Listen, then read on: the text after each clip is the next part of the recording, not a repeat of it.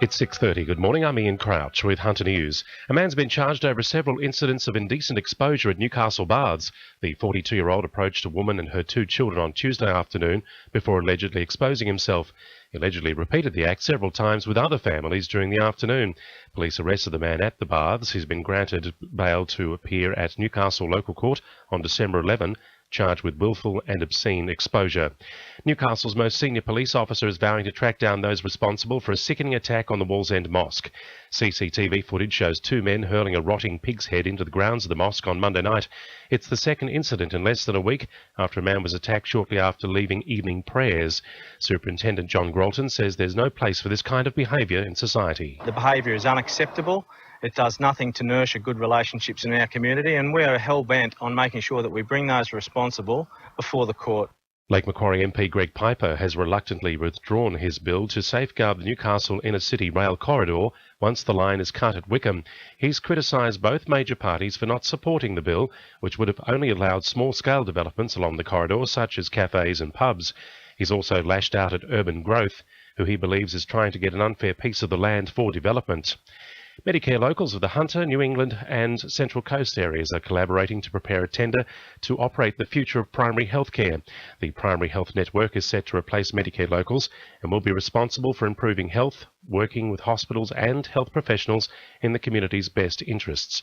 Scott White from Hunter Medicare Local says the new health network will cover a wider area across the region. Medicare locals will cease to operate as of June 30 next year, but they'll be replaced by these larger organisations called primary healthcare networks based on local health district boundaries. The Hunter area is based on the local health district for Hunter, New England and the Central Coast. Merriweather Baths will reopen to the public today, with construction fences coming down and lifeguards returning to duty. The project involved a number of upgrades to the iconic site, including improvements in appearance, access and safety. The baths will be open for several weeks, with council reserving the right to close the facility for routine maintenance. Lord Mayor-elect Nuatali Nelms says the work will be a benefit to the community. They look exactly the same, but with much improved access in both pools, and should have much cleaner water.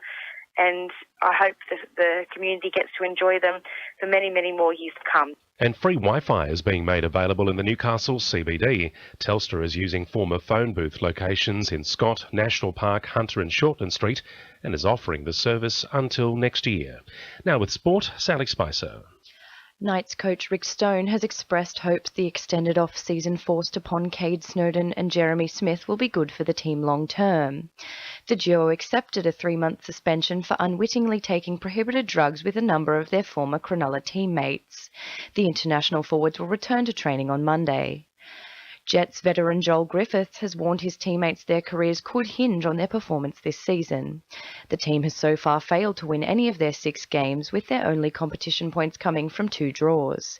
The centre forward says the team has failed to express itself so far and is confident once the players find their groove, the team will improve. In cricket, former Wallsend all-rounder Nathan Price and ex-Toronto leg spinner Jonty Patterson have been named in Cricket New South Wales team for the 2015 Impaja Cup. The National Indigenous Cricket Tournament will be played in Alice Springs from the 8th to the 15th of February. That's sport. I'm Sally Spicer. 2 NURFM News Time coming up to 26 to 7.